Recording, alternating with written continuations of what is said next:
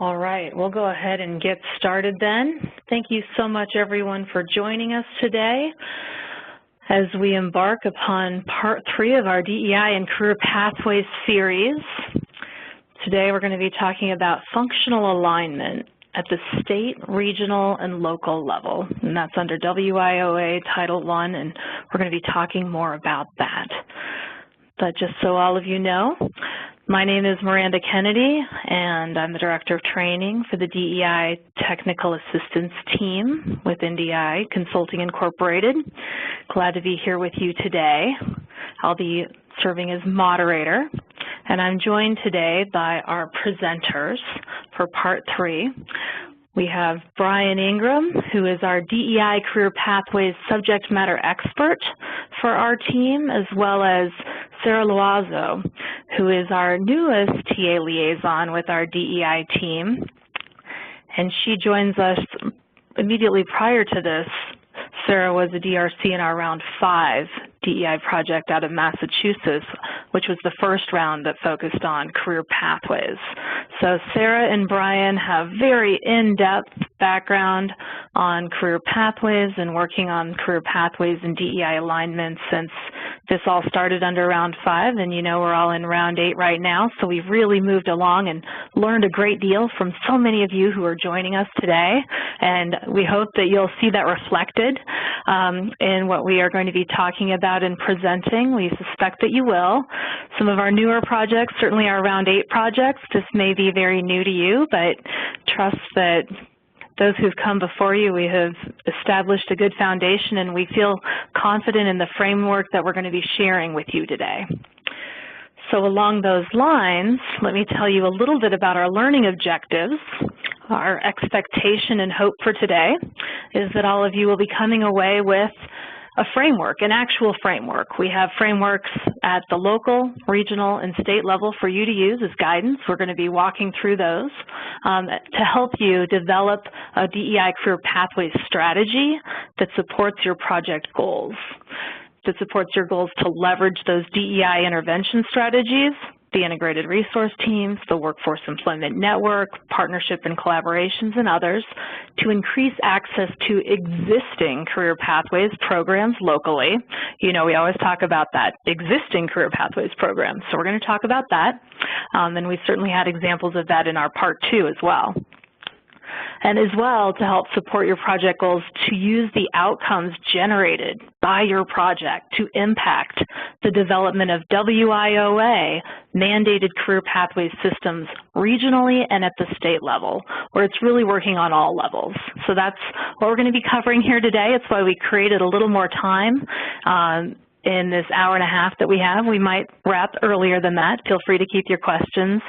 We'll be taking those at the end. And anyway, we're going to go ahead and start moving forward with starting off with a review of Parts 1 and 2. So for that review of Parts 1 and 2, I'm actually going to go ahead and ask my colleague, Sarah Loazo, who I believe she is on with us, but it sounds like she's having some difficulty. I'm going to go ahead and check in with the call-in users and unmute the call-in users line since it sounds like she's maybe calling in. So Sarah, I'm going to go ahead and unmute and check, is this your line? Okay, maybe not. I'll mute that line back up. I'm going to go ahead and go through a quick, sorry about this, folks. Sarah, is this you joining us? Yes. Can you hear me? Yes, I was able to unmute the call-in user. It was the second one I unmuted. I'll go ahead and leave that line unmuted, and I'll go ahead and hand things on to you, and I'm happy to move your slides forward for you, Sarah. Oh, thank you, Miranda. I'm sorry about the technical problems, but I'll be happy to do a review. Starting with WIOA Career Pathways. In 2012, the U.S. Department of Education, Health and Human Services, and Labor issued a joint letter with a definition of career pathways. There are a series of connected education and training strategies and support services that enable individuals to secure industry-relevant certification and obtain employment within an occupational area and to advance to higher levels of future education and employment in that area. Go to the next slide. So why career pathways? A quick reminder of why we are focusing on career pathways. What is important about using the strategy, and how is it beneficial and different than what we did previously? Career Pathways and having a post-secondary credential is one of the major gateways to sustainable jobs. In 2013, associate degree holders earned about 19% more than high school graduates with no college, and 65% more than workers with less than a high school diploma. Long-term economic trends point to increasing demand for better educated workers. By 2020, economists project that 65% of all jobs will require at least some post-secondary education. Career Pathways focus on the holistic needs of both workers and employers. Integrating resources into a single career pathway plan that engage service providers, training institutions, and employers creates longer-term impact for more people. They're all good things. So the WIOA definition of career pathways articulates the interdependence of career pathway programming with industry sector strategies and identifies the specific features and functions of a career pathway program. Under WIOA, state boards are responsible for aligning core partners and developing and improving the workforce system through the creation of career pathways. A career pathway plan must be consistent with the unified combined state plan required in WIOA. And if you look at the slide for the 6 key elements in career pathways, you can see how this all works together: building cross-agency partnerships, identify industry sectors and engage employers, design education and training programs, identify funding needs and sources, align programs and policies, measure change, system change, and performance. And then move to the next slide, and we're including the slide and graphic that showcases the role apprenticeships play as one of multiple entry points for both well-prepared students and targeted populations. Because this is a focus we want to drive home in terms of DEI projects making this connection in their career pathways work. And so, with all that said, this brings us today to our final installment of this 3-part series on DEI and career pathways. Today, we will be discussing DEI and career pathways functional alignment. Miranda, would you be so kind and share with us just what we will be covering today? I'm happy to do that. Thanks, Sarah. All right, everyone. Today we're going to be kicking things off with talking about what this is really that we're covering today is a framework for our DEI projects and WIOA Title I. Since that's our funder, it can impact beyond that, and we see that that's the framework that we're using. And we have this for all the following levels. We have it for the local level, the regional level, and the state level. And you'll recall from parts 2 that we had examples from the local, regional, and state level around DEI impacting career pathways. We're going to be using those examples. So keep that in mind. This builds upon itself, but we do have even the worksheets that we have, and they're fairly straightforward.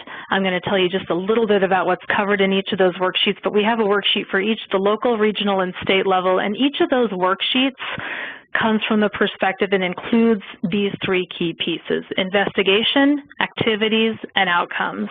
So for investigation, for each of the levels, local, regional, and state, we'll have 5 questions to take into account, to think about what exists in terms of career pathways and DEI alignment currently.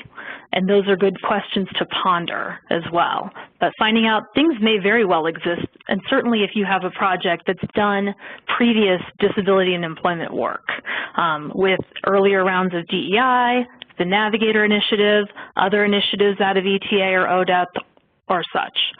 Next, we're going to have 5 activities. These are directives, problem-solving, and engagement type activities that facilitate DEI and career pathways functional alignment, again, for those existing career pathways. And then finally, we're going to have outcomes. So those will be 5 outcomes for the local level, which is the individual job center, 5 outcomes for the regional level, the entities funding those local centers, and for the state level for Title I. And that's really what we're talking about in terms of sustainability and expansion of systems impact at all those levels. So you can see all these different pieces fitting in together, and it might sound pretty theoretical right here, and it's not meant to be prescriptive as much as, again, a frame so that you can figure out what falls within this, what can we be doing, what does this look like in terms of success, the outcomes we're trying to get to.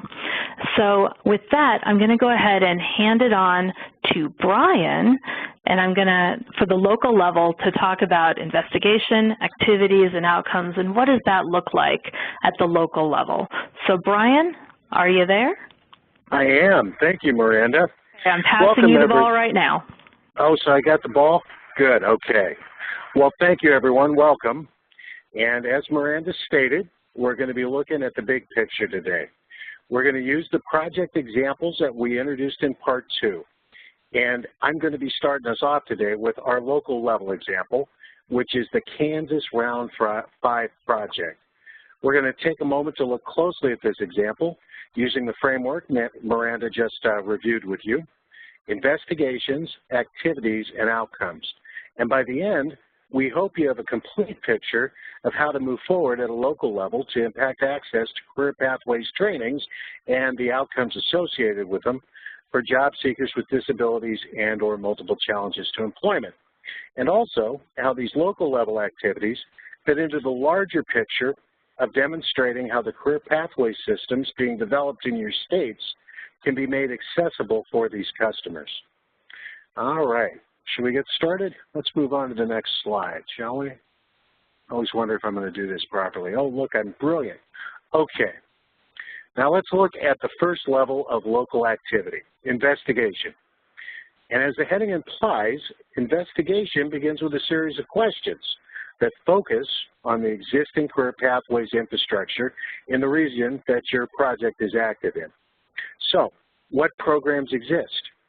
Do these programs currently enroll WIOA customers?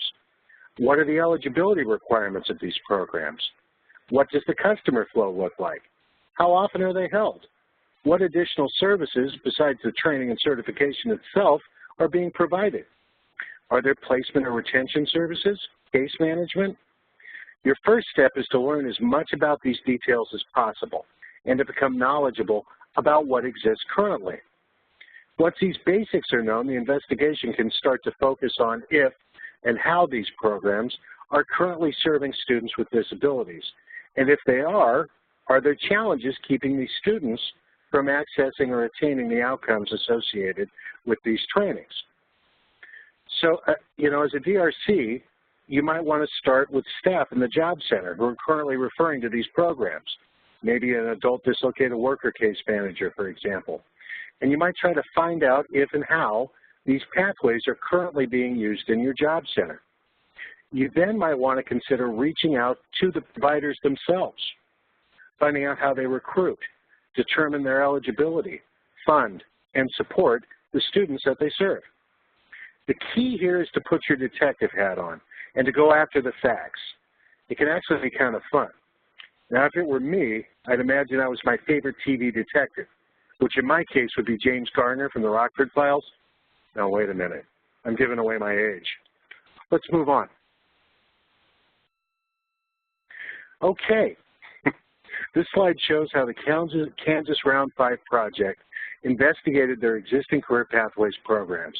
I think this nicely demonstrates how the investigation process described on the last slide can lead to the identification of areas of focus and a place to begin. The DRCs in Kansas spoke with the Title I staff and learned that they were currently referring many customers into existing Career Pathways programs, but there weren't many customers who had disclosed disability in this group. This led to further investigation, focusing on how these customers might be supported through the use of DEI service strategies to access and successfully attain the outcomes associated with the trainings. These discussions led naturally into a number of logical action steps.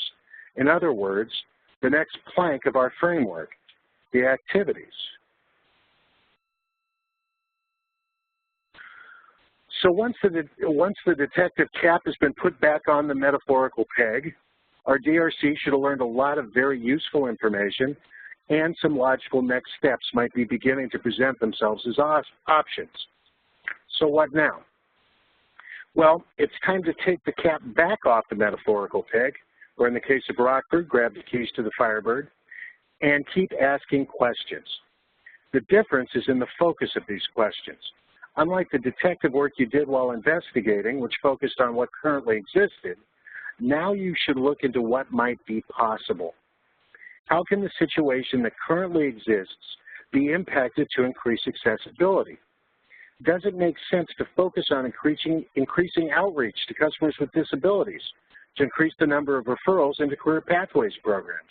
Or can the DEI service delivery strategies be applied, like IRTs or workforce ENs? Can existing relationships in the WIOA system be leveraged to increase access? Can new relationships in the community be developed? The possibilities are endless, and the activities you ultimately land on should address the situation as it currently exists based on your investigation. So let's take a look at what actually happened in Kansas. Okay, now in Kansas, they discovered a number of things by investigating. First of all, there were many Career Pathways programs in their regions, and their Title I folks were comfortable referring to them. However, they found that this comfort did not necessarily extend to customers that experienced disability and or multiple challenges to employment, who were referred at a much lower rate. When the DRCs put their detective caps back on and investigated why this was the case, they discovered that these customers had complex resource needs that extended well beyond what Title I was able to provide for them directly. Now, to all you DRCs out there, the solution to this issue must be coming to mind, but I'll give you a moment in case it's not. Yes, it's IRTs. Specifically, the active resource coordination piece, the front end of the IRT process, fits the bill nicely. And this is how the Kansas DRC supported the Title I case managers and allowed them to include customers with disability and multiple challenges to employment into the pool of people they were referring to Career Pathways trainings. But there was more. They also discovered there were some issues on the back end of these trainings that made it less likely a person with disability and or multiple challenges to employment would reach the outcomes associated with the training. Challenges with placement. These were a lack of work experience and significant gaps in work history. Customers with significant gaps in education. Customers with unique learning styles. And customers that were not willing, and staff who were not willing to embrace living wage permanent employment goals for customers who were barriered like this. So the Kansas DRCs had a strategy that addressed this well. They used IRTs. They used the IRTs that they created around these students at the front end to leverage work experiences post-training, using Title I or VR funding, and working with the existing business services staff in both systems to identify opportunities and design supports for these work experiences. So by addressing the issues and concerns that staff had at the front and back ends of this career pathway flow, the Kansas project set the stage to create some impressive outcomes, which is where we're heading next. So here's a list of positive local level outcomes to consider. And I think you're going to find that based on what we've heard about the Kansas Round 5 project, based on what we heard that it was doing, it lines up pretty well with these examples on the slide. Through using active resource coordination and IRT facilitation consistently and advocating for the use of work experiences on top of Career Pathways trainings to bridge the gap that they were seeing around placement, they covered points 1 through 3 pretty effectively. And if those strategies were successful, they should be in a pretty good position to develop a pilot or suggest that procedural modifications might be beneficial. So were they successful? Let's look at some numbers.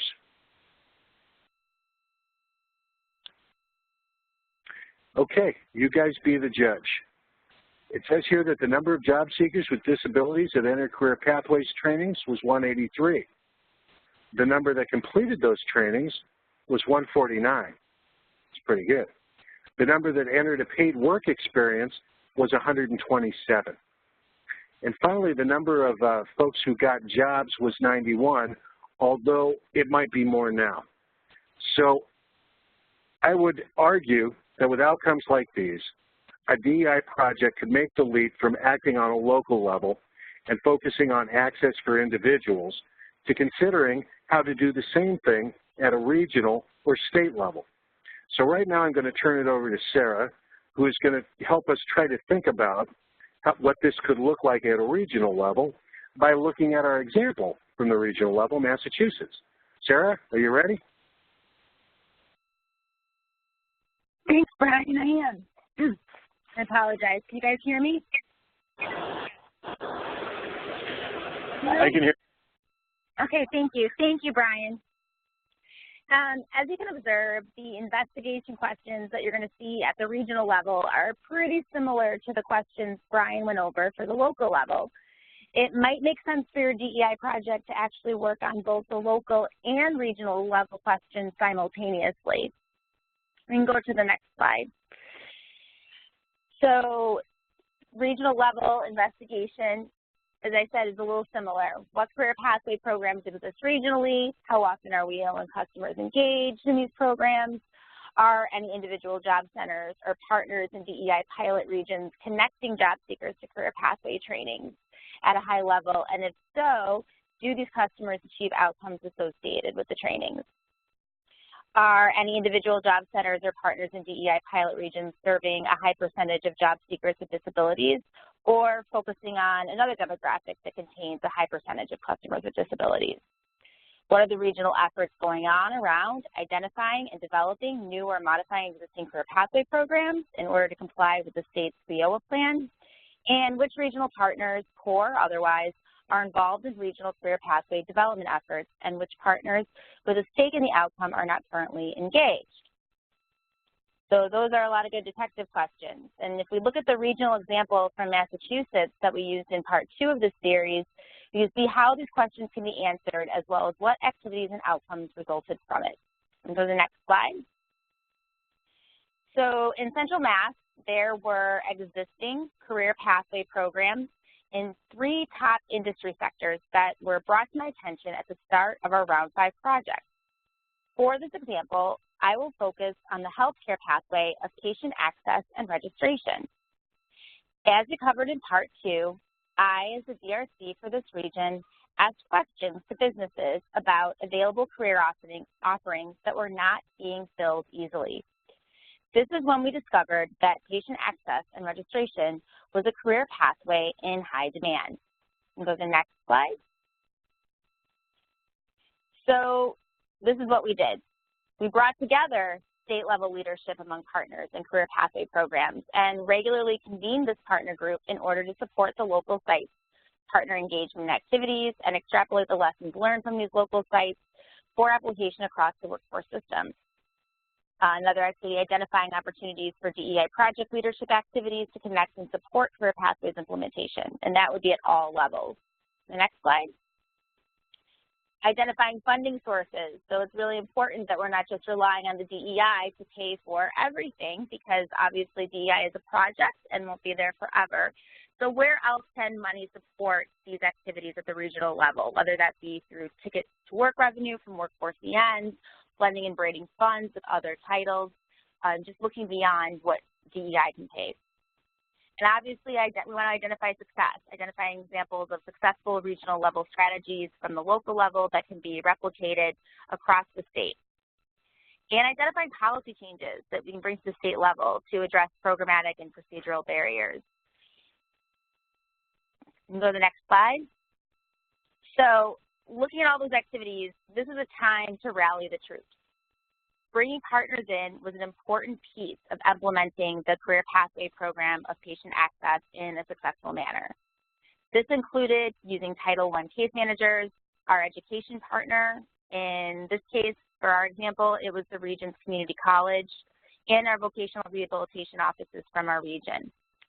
We had an existing memorandum of understanding that we used to support sharing costs between partners. We also communicated our plans and progress with our state lead, as well as other regions in Massachusetts that were a part of the DEI 5. We met monthly, either in person or over the phone. And go to the next slide. We were able to quickly identify successful strategies through this pilot. Working with our region's U.S. Business Leadership Network, we were able to find a strong business partner that worked with us in creating a paid work experience. We also modeled integrated resource teams, used active resource coordination, provided benefits counseling, and worked with the disability services at our community college. One of the biggest lessons I think we learned in Massachusetts was that we needed to communicate to our region the positive impact our pilot made in order to ensure increased access in career pathway trainings and programming that supports career pathways. For example, job training or using your business services team. So that leads into outcomes. Successful outcomes, I'll move to the next slide, I'm sorry. Successful outcomes are what we all want, right? So the 5 directives on this slide are designed to assist you to take the great work you've done to be used for systems change and impact. Obviously, we want to show examples at the customer level, through the local and regional level that we're working. Obviously, things that are working at the center that can be implemented regionally. For example, in Massachusetts, being able to create a paid work experience that worked for a lot of people that had barriers to the other on-the-job training grants that we had. Taking those successful outcomes and leveraging them to say, hey, this is a great way that we're sharing costs and we're working together. And obviously, we want to standardize the services, and we want to show leadership in the region how these services work and how that can maybe impact future policies.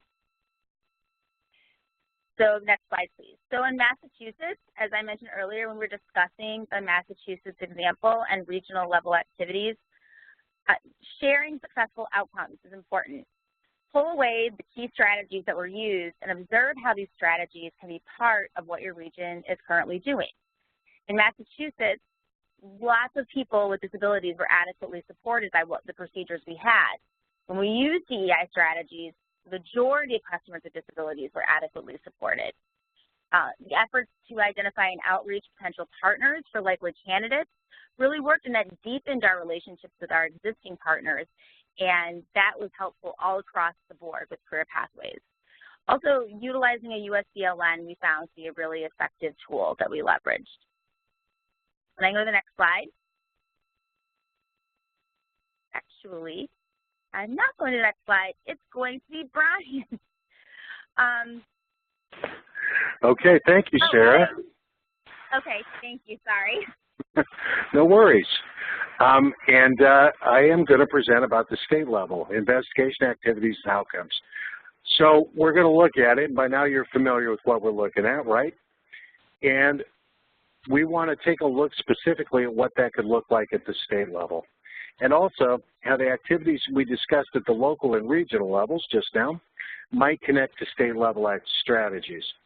Now, up until now, the strategies we've discussed have been pretty DRC focused, with state leads acting for the most part in a support role. I just want to put to you that once we start talking about state level strategies, this is going to be reversed, with the state leads taking the initiative, supported ideally by the information, strategies, and outcomes that the DRCs are generating at the local and regional levels. Okay, you got it? Good. Let's take a look. So the first slide is, of course, investigation.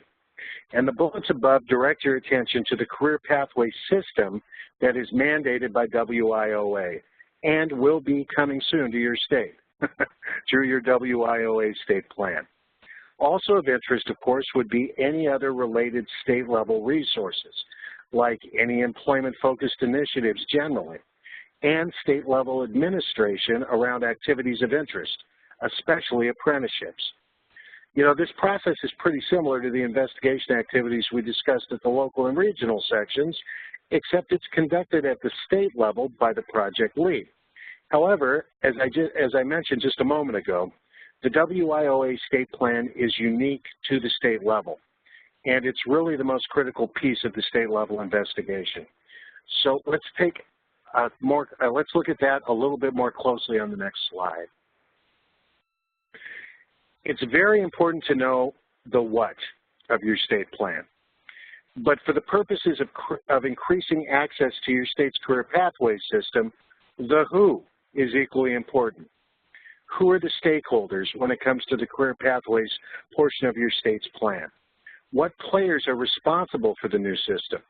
How will targeted industries and demographics be determined?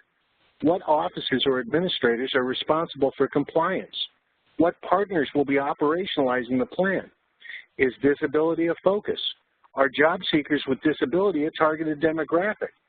Do demographics that are targeted include a high percentage of job seekers with disability? Another point to look at would be your DEI project plan. So for example, in your DEI project plan, is the state lead's role defined or at least implied?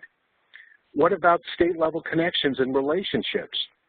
Are there players around your DEI table that also sit at the career pathways table?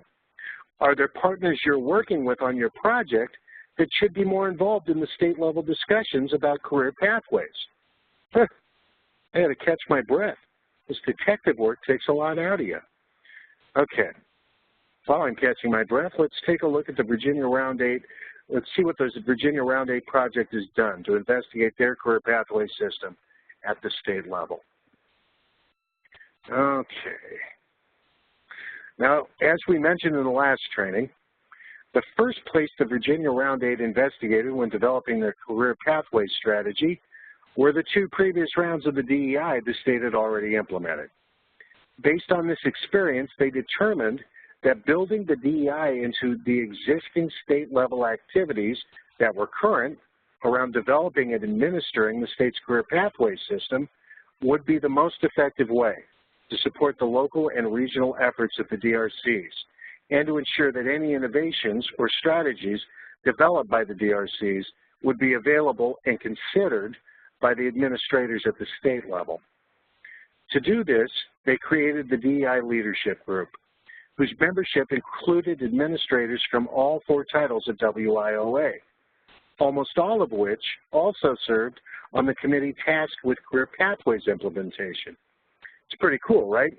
The leadership of the project were given a career pathways focus from the very beginning, and the members of the group were already deeply involved in the state's career pathways efforts. Now, this level of coordination might not always be possible, but I'd like to suggest to you that it should always be sought and maybe even pushed for. If a project operates in isolation from state-level activities, it runs the risk of hiding its light under a bushel, so to speak, and the state misses the opportunity to benefit from a DEI project's local and regional efforts to increase access to career pathways, information that really ought to be considered as the state implements its WIOA plan. Okay, let's move on to activities. What do you say? Now, this is a very full slide with a lot of bullets. But luckily, all these bullets represent the same basic strategy, which is the state lead should be engaged in identifying local and regional activities and outcomes that are the result of DRC efforts and have relevance at the state level for the implementation of career pathways that would be outlined in the state's WIOA plan. The state lead should make sure that the players responsible at the state level for implementing the career pathway system are aware of these successes and how they're relevant and important in the context of making career pathway systems real and accessible. Okay, so those of you who know me will need to bear with me for a moment because I'm about to say 2 things I say a lot. First of all, in order for systems change efforts to be effective, they need to be implemented both from the top to the bottom and from the bottom to the top. At the top, the support for systems change efforts needs to flow down to ensure that things don't get bogged down or diverted before they start or before they bear fruit. From the bottom up, information must flow about what works and what doesn't work when policies and procedures are operationalized in the field. If this communication loop is set up to flow in both directions, an environment that facilitates systems change is probably going to be developed. My second point is that a DEI project is a great opportunity for all the systems it touches. Its purpose is broad and its resources are flexible. A DEI project provides a state with the opportunity to model and operationalize new strategies that increase access to services for job seekers with disabilities and multiple challenges to employment. It's effectively a systems change laboratory that allows a state to build new systems and create new relationships based on outcomes rather than theories. Okay, I'm going to get off my soapbox and we'll take a look at the activities specifically that Virginia engaged in.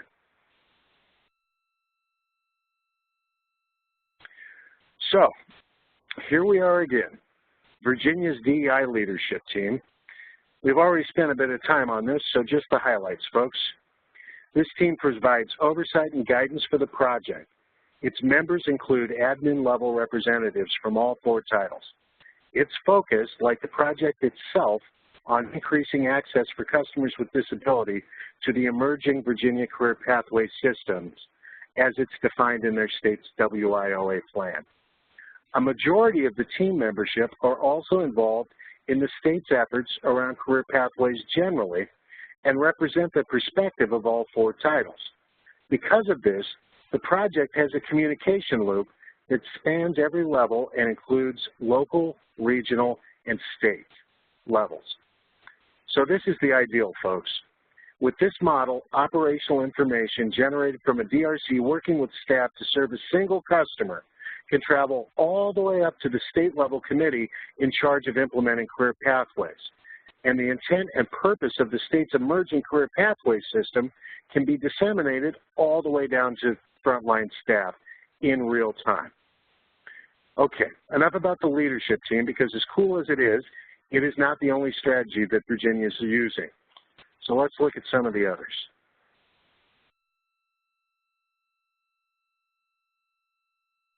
If I can get this thing out. Okay. All right, let's look here. The project will also support its primary goal of increasing access to career pathways by using internal project resources. Some of the areas of focus that are listed above will be, they're going to partner with adult education, as it's outlined in the DEI plan, to review curriculum for trainings in the IT sector for accessibility using universal design principles. They're going to reach out to ticket holders using their workforce ENs and use their ENs resources to help move Social Security beneficiaries through Career Pathways trainings. They're going to use IRTs to encourage co-enrollment across titles and increase the availability of resources for Career Pathways students. And finally, they're going to outreach to the disability community, ensuring that providers and potential students know of the training opportunities that are available in the WIOA system. But there's even more. The Virginia DEI project will focus on modeling strategies that allow cross-title coordination between WIOA titles and other relevant systems. The veterans and community colleges being mentioned by name in their DEI plan. They're going to maintain a focus on outreach and inclusion of Social Security beneficiaries in project activities throughout the life of the project as well. Okay, it's time for another breather before we move into outcomes. As we catch our breath, I'm going to try to summarize what we've looked at so far. The Virginia DEI is attempting to implement the goal of increasing access to career pathways trainings by coordinating project efforts at the state, regional, and local levels. It's created an information loop that disseminates information both from top to bottom and from the bottom up. And finally, it's aligned all of its internal resources to support this, the project's primary goal. So let's look at outcomes.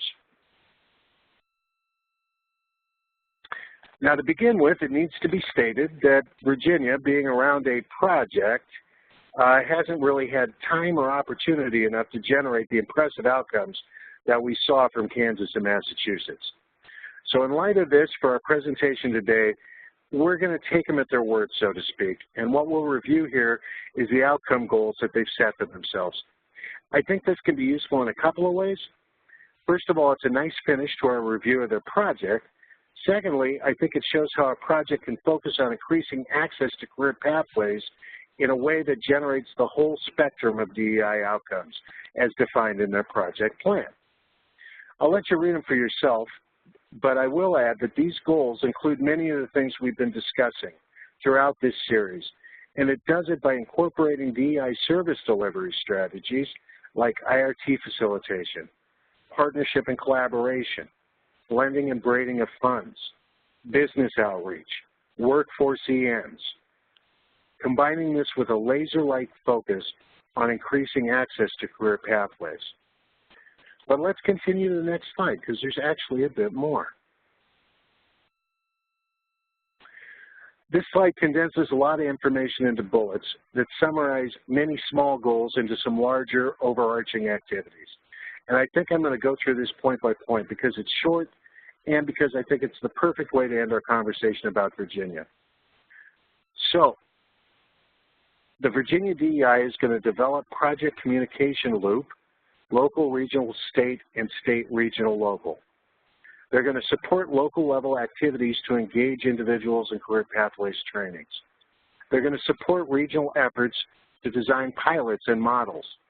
They're going to use the leadership team's access to state level design and implementation of the WIOA system to highlight project findings and apply them as the state's career pathways and WIOA systems are operationalized.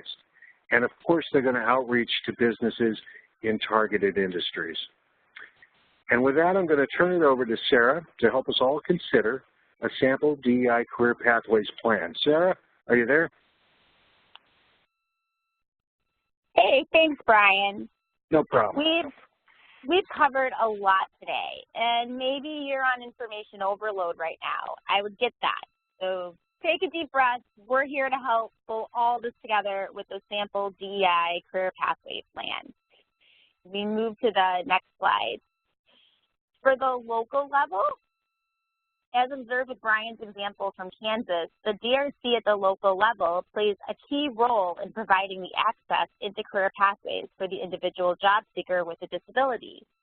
They can do this by providing outreach and engagement to individual job seekers with a disability, connecting them to the certifications, stackable credentials, and multiple entry points, providing those IRTs, the integrated resource teams and active resource coordination, benefits planning, utilizing Ticket to Work, cross-partner training, and TA support around shared customers. Also, they can outreach to businesses in targeted industries.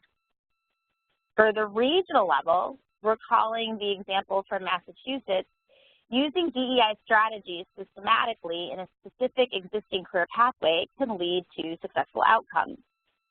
So explore opportunities based on individual outcomes to develop and run the cohort group that involves partners in targeted and intentional activities. Cross-partner training and TA support around coordinated support for shared customers. Also, like at the local level, provide that outreach to businesses in targeted industries.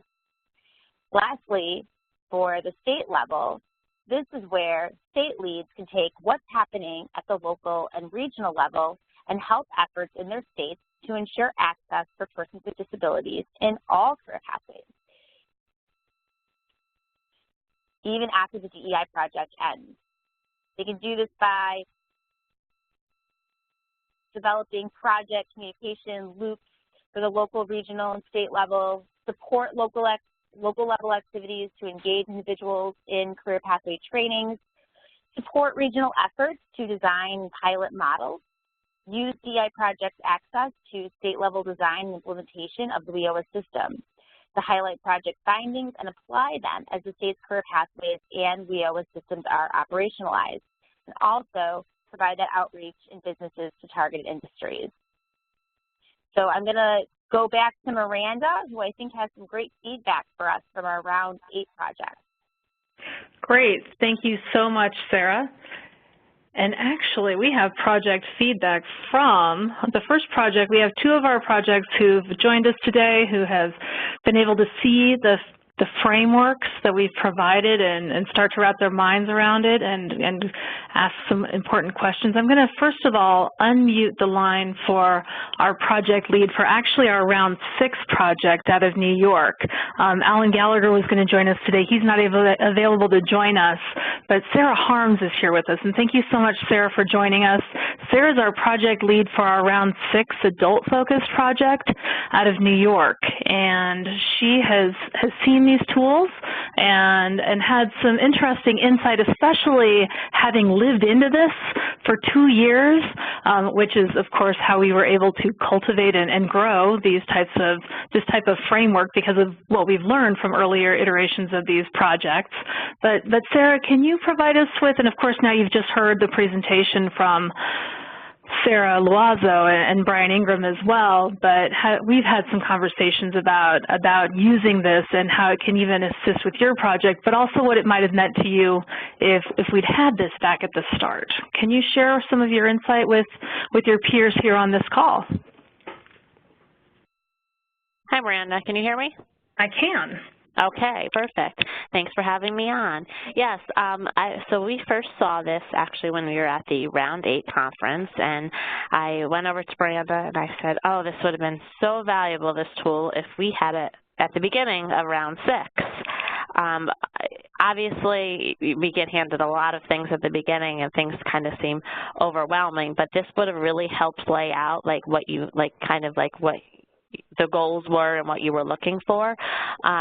But at the same time, I was like, oh, well, this would be really good, still useful for us, even now we're, 2 years into our grant for Round 6, looking at I think the third part of the sustainability piece, to see where we are at, how are we in each of our areas, how are we maintaining that sustainability, and then what are the actions and outcomes. So I'm actually even using this now for my DRCs who are currently working on it, just to make sure to see how valuable it is and to see where we are, and if we are making those each point of what we're supposed to be doing in the plan. So it's still valuable, and I just thought it was a great tool, and it will be very helpful for everyone to use at the beginning, even though it may seem a little bit overwhelming now. I think that's actually incredibly helpful feedback from someone who's been there figuring all of this out. I mean, it's taken us a while. We talked about this. Of course, it would have been great to have had at the beginning of Round 6, but we had to live into this a bit, didn't we, Sarah? Yep, exactly.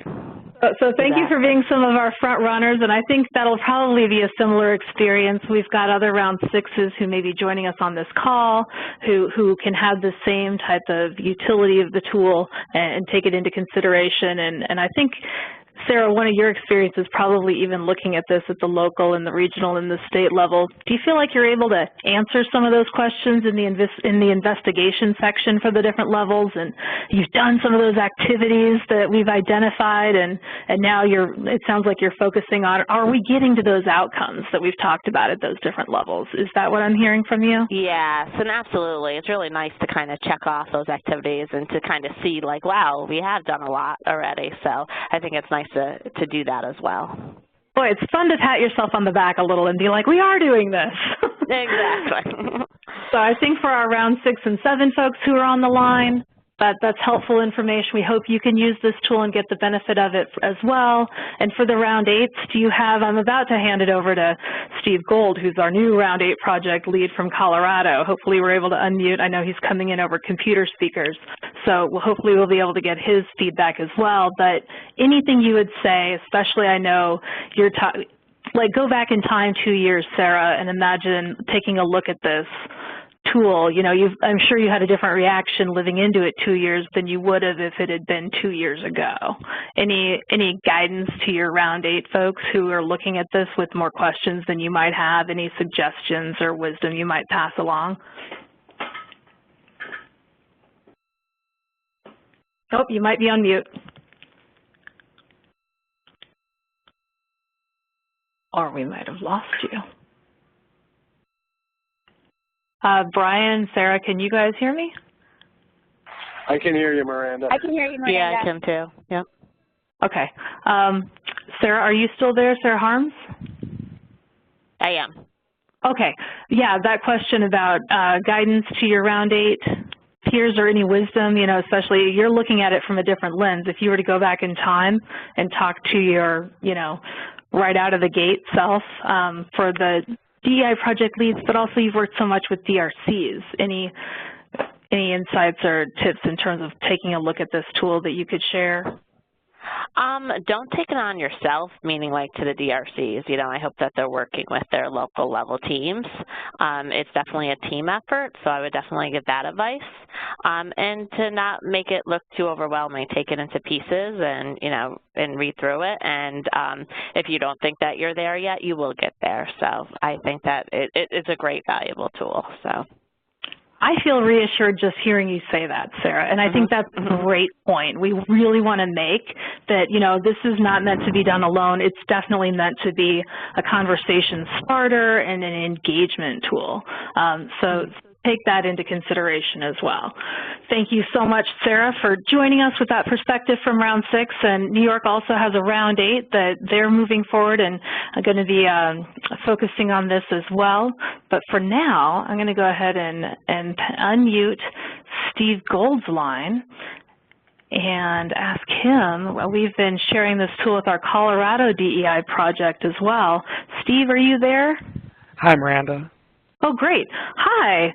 So this, you know, we've had a number of conversations about this tool, and you've still got DRCs coming on board and getting acquainted, but you've been working with your state level leadership folks and your program managers at the local site, and we've been going through a lot of different exercises. But after hearing, you know, I know you've been on all 3 parts of this series, and we've just gone through part 3, and you've certainly heard Sarah Harm's comments from New York earlier than you, but what's your reaction to having been exposed to this tool? I know we shared it with you pretty much when it was hot off the presses, and we've talked about it since then. Do you have any thoughts or comments that you'd like to share? Absolutely. I appreciate the opportunity. And it's been really great because, as you said, we have DRCs that are still coming on board right now this month, and have been really intentional as a project lead to make sure not to take on the work for them, but help set up things that will make it easier for our state leadership team and the DRCs once they're on board to hit the ground running, so to speak. I just want to echo what a couple of people have already said. It's really great to have a framework out there, a proven framework, especially since we're in Round 8 of this project, and to be able to consult with other states. I know I've had conversations with Alan out of New York to see how things have worked for them, and we've been really intentional to not recreate the wheel. We believe in these strategies and are excited to utilize them, and we feel that it's going to help us get there to the outcomes quicker with less headaches, and also give us, at the same time, opportunities for innovation, which we really want to focus on to meet the goals of our WEO estate plan. It's been really cool, too, because we've also been able to invite other partners to the state leadership team outside of our core partners, such as behavioral health, you know, and people that are, you know, in the community doing work with CareerPathways. And we're even looking at expanding it to invite sector representatives to help strengthen the CareerPathways even further. So we're just really excited to hit the ground running with this as a framework, a proven framework, and be able to apply the strategies. And hopefully we have some exciting outcomes for everybody to utilize. We're also being more intentional. Since we're a demonstration project, we were going to kind of wait until we had those outcomes. But our leadership challenged us to get out there and give the strategies to our other partners in the state, our other workforce centers who aren't part of the grant, to help them start implementing things more quickly than waiting 2.5 years for the grant to end. So we're really excited about that, and I just want to say that we're also really intentionally focused on sustainability every step of the way. I mean, that's kind of at the top of, you know, a lot of our training materials. So people remember that, hey, we're going to be gone in potentially in a couple of years, so how is this going to go forward when we're not here? So that's been helpful from a sustainability standpoint as well. So the framework, when you're looking at it from the state level and certainly helping the individual job centers and the boards to be able to use this and engage in these discussions. I mean, one of the things we're hoping here, and we know earlier rounds, you know, we had more that we were asking them to hop through, and I think in terms of the almost simplicity, you know, it's the whole novelists or failed poets, right? It's almost poetry in motion, just getting to these frameworks of these, you know, 3 levels and these 3 perspectives and the kinds of steps that you can take, the questions or the actions or the outcomes. Do you think that this is going to be able to help you, because there are so many different moving parts to the DEI, Steve, and you've certainly been thrown in the deep end, as we all are, right, at the beginning, to be able to hopefully make this a little more clear, especially when you've got all those different partners and players engaged, right? Absolutely, and just echoing again what I said earlier about, you know, intentionally reaching out to community partners and, you know, especially the business community, you know, and really doing more than outreach, including them as partners on the state leadership team, including them as partners, you know, in the community with our DRCs. That's going to be a heavy focus for our project. And I think it's been well received from the state leadership team. So we're excited to take everything that everybody's done up to this point before us and kind of run with it with the business community and really help them with what their needs are, as well as our customers at the workforce centers. So we're really excited to see what innovation comes out of that according to the framework. You know, we really want to, you know, take it a step further and kind of see what comes out of that. And do you feel like being able to see kind of the local level example from Kansas and being able to apply it, and certainly things are different in Colorado, or similarly the regional level work and the example, not to have it be prescriptive, but to provide some kind of framework and, oh, we could do things along those lines out of Massachusetts, or the state level example out of Virginia, where they're really, here's what moving towards sustainability and those types of outcomes look like. Has that been helpful to you? I mean, I know it's the kind of, everybody's always looking for concrete examples, and the one genius of coming in as round 8 is you've got some examples here, right, Steve? Exactly, and I want to say that it's been extremely helpful to have those examples, including Sarah's from Massachusetts, Virginia, Kansas, you know, the DRC, you know, how people are using the DRCs in different states and training, you know, the staff at the workforce center to be all DRCs, level 1s and 2s. So those have all been extremely helpful, and I think that it's going to springboard us. I know I've kind of said that. I feel like we're going to be able to take it to the next level because of these things, but I also feel like there's room for innovation as well. We have these examples to work off.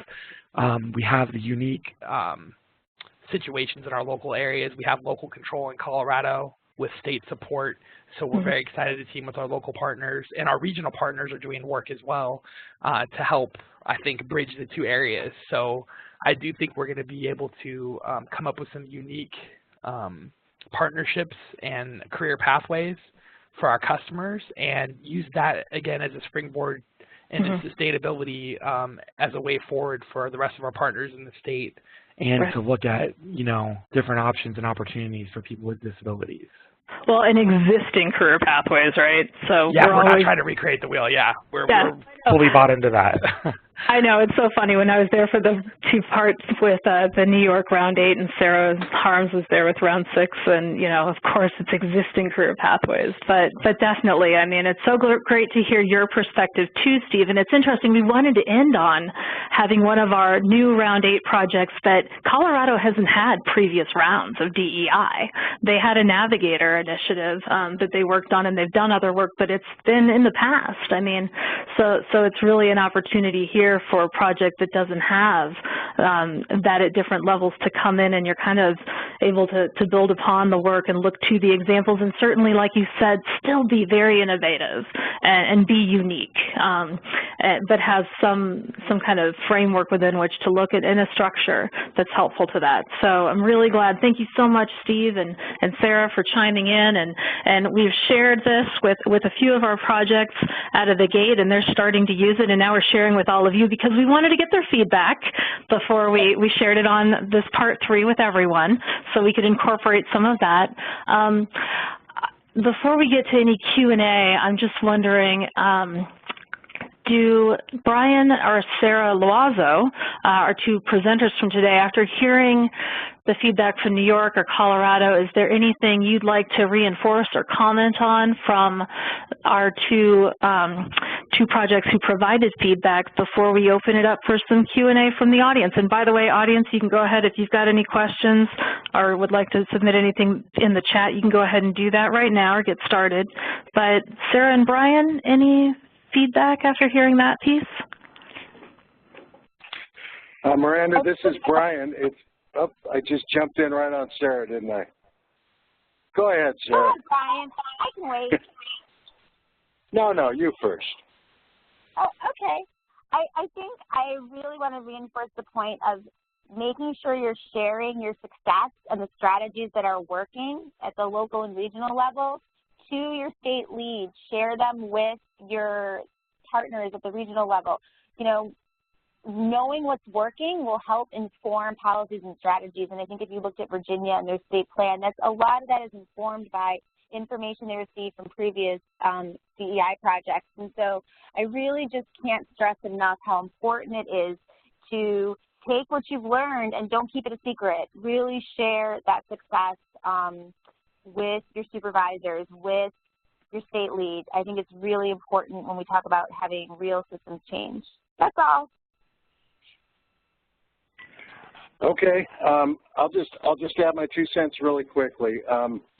I think what Sarah from New York was saying and what you were saying, Miranda, is really important, which is, you know, this isn't meant to be overwhelming. It's meant for projects to kind of be able to coordinate themselves and kind of locate where they're at in the big picture, and then develop action steps that make sense for them, with the ultimate goal of trying to impact that career pathway system that's being implemented. That would be the first thing I'd say. So if it was confusing, start at the beginning and build from there. That's really what it was designed to do. Secondly, I'd say developing that communication loop, that top to bottom, bottom to top, it is also really important for sustainability. You know, if nobody knows what you're doing, then it's going to be hard for them to see the value of it when the time comes for the project to wind down and they need to pick up these things on their own if they're going to stay. So, you know, think about that a little bit and think about how your services are organized in your state and your regions and even your centers, and make sure that the good work that your DRCs are doing is getting in front of the right people. So that's my 2 cents. Okay, great. Thank you, Brian and Sarah. And, you know, normally we'd be coming to the end of our time here. We did build some extra time into this webinar today in case we had other questions or comments. We're at the end of the 3-part series, but if anyone has any questions or comments, we did build an hour and a half in. We can certainly wrap early. We know there's a lot for folks to process, and you're certainly welcome to connect and work with your TA liaisons as well. But I see that we've got a couple of questions here. I'm going to go ahead and unmute Nancy Stensgaard's line. And Nancy, you're calling in from Minnesota, and our round 7 project there. And it's a youth-focused project. What was your question that you had, or your comment, Nancy? My question was about the PowerPoint. So, but it's interesting, even being in now a little over a year, to look at these trainings that have been provided, and just kind of like building stackable credentials. We're building stackable knowledge and using that to kind of direct where we're going, but customizing it to our own communities. Because we serve 19 counties in a big chunk of the middle of a state, most of them are rural, so each geographic area has its own personality and cultural issues and relationships with employers, and trying to puzzle all that out. Having a career pathway toolkit is really helpful to, like you said, kind of have a roadmap or some parameters. So you would be trying to achieve the same goals, but you would certainly be responding to what's going on in that particular community. Right. No, I'm wondering if, and I know your question at the beginning about the PowerPoint, I'm actually, in case you weren't able to download the PowerPoint or the worksheets as you were coming in, I'm doing that right now. But as I'm doing that right now, Brian or Sarah, do you have any comment or feedback to Nancy?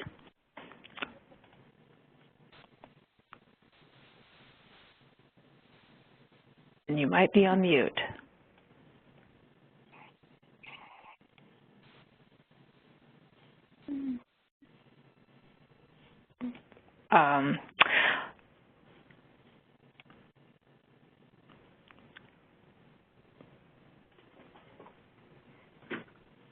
Brian, are you there? I wonder if I dropped. Oh. Oh, maybe he's on mute. Okay. Anyway, well, Nancy, I'm glad that you're finding this useful. I think that it is a conversation starter, and I think, you know, I've worked with you closely, and I think this tool will resonate with you because I know you, as so many of our DRCs, are very strategic in how you are approaching this work, and you began with the end in mind, and you're setting up, you know, you're building infrastructure and the capacity for your center and your partners and your career pathway programs to better serve together in a coordinated fashion using these intervention strategies. I think that, I'm not sure if you had an opportunity to look at the information yet as you were perhaps coming in, or certainly you can download it now here on the screen in front of you. Can you see that on the screen in front of you? I do, thank you. You should be able to download it directly too. And I'm really looking forward to hearing your feedback as well as other DRCs who are out there. I think one of the other pieces, we want our DRCs to be able to see what can be done at the regional and the state level as well, and what is being done, so you can see how all of your work is contributing towards that. So, because that's really important. I mean, all these different pieces really connect together to build something that's sustainable, to serve people with disabilities in our centers and in our career pathway programs beyond the life of the grant funding, and how do we achieve that, right? So anyway, thank you for commenting and joining us today. Thank you. All right. I'm wondering if we have any other questions. I'm not seeing any come in here other than thanks, guys. Great presentation. Love the Rockford files. Okay. All right. Well, Sarah or Brian, do you have any last comments? It looks like we can probably go ahead and wrap up here. I will let folks know, since there aren't any other questions or comments coming in at this time to my side of things, unless Sarah or Brian, you're seeing anything come directly to you, that we do have a post-training survey that we'd ask you to just take a quick minute. It's really only 3 questions, but we would love any other comments or feedback you have for us about not just today's training, but the 3 trainings and how they built on each other, and the examples you're seeing from your peers across the country at different levels, what it's bringing up for you. We'd love to hear that and get that feedback. Your work is what makes this happen. So thank you, everyone. We're reflecting this back to you. But Sarah, Brian, any last comments as we're wrapping up today? Well, I finally figured out my phone issue. Sorry about that, everyone. Yeah, just thank you for sticking with us through all 3 presentations, and I really hope it's helpful. And please do not hesitate to reach out to us if you have any more questions or comments. It's very much appreciated. Thanks, Brian. Sarah, do you want to bring us home with any last words while I bring up our contact slide here at the end? And hopefully folks know how to contact us. Oh, there's also some resources on this last slide as well. But Sarah, go ahead. I really just want to echo what Brian said. I hope that it was helpful for everyone. And I want to love to know, like, if people have questions, but also want to hear your success stories and hear what happens as a result of, you know, trying to align the career pathways. and making them more accessible for people with disabilities in your areas. Okay, great. Well, and with that, thank you all for your great work out there in the field. And we really enjoy being your TA liaisons and helping to reflect this back to you and provide this support. And we'll look forward to catching all of you on those state and local calls that we have the privilege of joining you on, and hearing some feedback on how we're and helping to support using these tools in this framework moving forward. So with that, enjoy the rest of your Tuesday, everyone, and we'll go ahead and wrap our webinar for now. Thank you so much. Thanks, everyone. Bye-bye. Thank you.